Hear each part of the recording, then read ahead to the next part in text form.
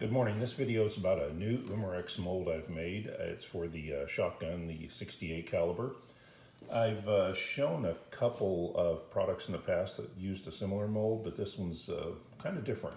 So basically, if you've bought one of the molds before or seen one of the videos, the molds look like this. Now, there's a couple changes. One, instead of having 18 holes, this has 21. And the other is the hole in the bottom, instead of being 3.5 millimeter, is 1.06 millimeter, very small hole. And there's one specific reason for that, and that is these cheap little bitty blow darts that you buy at the store or you buy online pretty inexpensively fit perfectly down in that hole. And when you add glue, you can end up with something like this if you use fletching. If you don't use fletching, that's fine too. It works very well either way. So you can have very low cost blow darts. Coming from a medical background, I've bought and sold medical equipment for a long time. Another thing that comes in handy is maybe you don't want to buy these little steel needles all the time because they will bend when they hit hard targets, especially close up. There's also the 18 gauge needles, the little screw-in pieces that'll go into regular hypodermic needles. You'll find them on eBay, you find them all over the place. 18 gauge is the same diameter as this. Now, what they typically are is 1.5, 2-inch stainless steel needle. They're not going to bend, they're razor sharp. They work very, very well. In the future, I'll try to get a handful of those and do some videos up on that. The last big difference about this versus the other mold is it's got a flat bottom inside. Believe it or not, I actually did that by accident and it worked out very, very well because there's several different things I already make where this really helps out. In the past, I've shown you some rounds like these lead shot rounds that would have a plastic bottom, or these shotgun rounds that would have a plastic bottom used with hot glue. Well, when you make them in this mold, what ends up happening is you end up with an absolutely perfect base. You don't have to cut or anything. It works very, very well to make these salt rounds, as well as something like this one, which is wax and lead pellets. On impact, the glass shatters, and it's lead pellets and glass.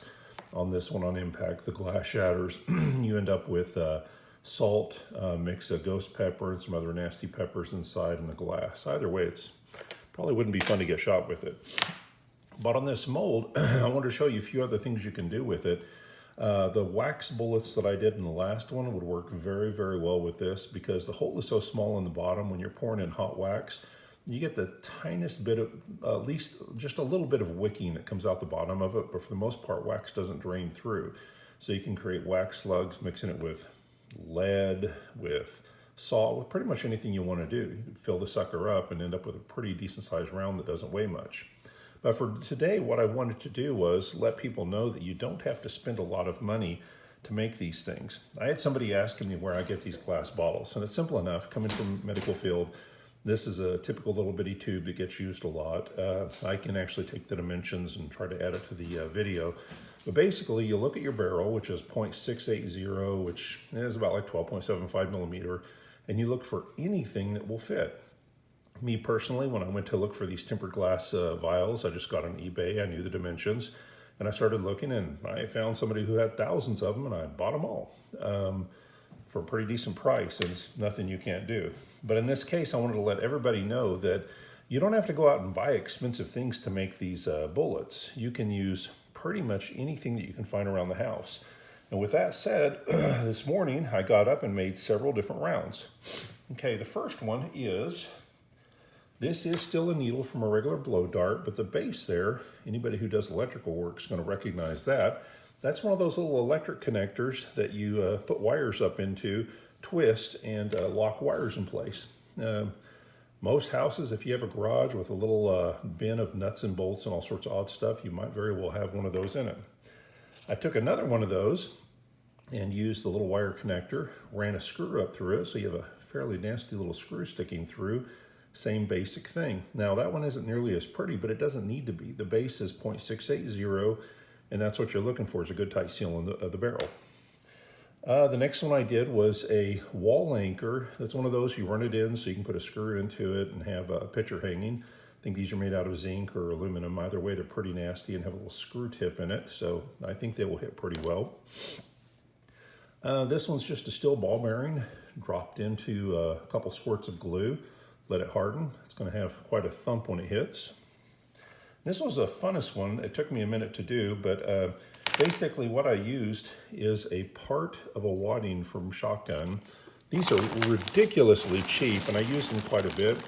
This particular one's 16 gauge wadding, Clay Buster premium Shotgun wads. I want to say this entire bag of 500 cost me like $12, and I bought them off Amazon. Didn't cost much at all to ship. It may have even been free. So it's a huge bag full of these things, and I just use them for all sorts of stuff. In this case, what I did was I took an old carbon fiber arrow, a fairly nasty little tip there that does fit in the barrel. It's below 6.80. I cut down a piece of the back of the wadding so I still have a little bit of fins to catch. I went ahead and let the arrow come through because it'll just catch air and make it go that much faster. And in this case, I put the glue on top and then just kind of smoothed it a little with a sander so that it kind of has the right shape. So anyway, you don't have to spend money to make these things. You can just go out and find whatever you find in the garage and make some rounds. Now with that said, I'm going to run this in a little bit, change this to where you can see that box. The funnest part of making these rounds is using these rounds. So here we go. And I'm not saying these are going to work. I've never tried any of these that I have before you here, but it's going to be fun finding out. So this probably has 20 shots out of it already, and it's only a 7.5 joule Umarex. So it's not that powerful, but my guess is all of these are going to stick. So I'm going to give it a try. So this first one is an electric nut with wire. Yeah, the same thing we always run into with the wire ones. This close up, there's so much stored energy on impact, it can't go through fast enough. However, there's no more than 3 inches of wire sticking out, so there's 2 inches of wire up inside there. The next one was the electrical connector, the orange one with a screw, which stuck very well. Let's see, the next one I'm going to try is this arrow, because I'm kind of interested in what that's going to do. Carbon fiber, so it doesn't weigh a lot. Well, I'd have been more impressed if that had come out of the barrel. Oh, I had it set on the wrong barrel, folks. I had it set on the right instead of the left. So let's crank that over. That was a bit of a shock. Give it another try. Oh, that stuck nice. And the field tip that you saw, the little razor part, is fully inside the target. Let me see if I can move this so you can see it. That is pretty wicked. So you have that entire razor tip inside this hard cardboard. So I would call that one a success. And let's see, what will be the next one? The next one will be this little wall anchor. It may stick. I wouldn't be at all surprised if it sticks. Let's give it a try. No, but it left quite a little impact. And let's see, last but not least was this ball bearing one.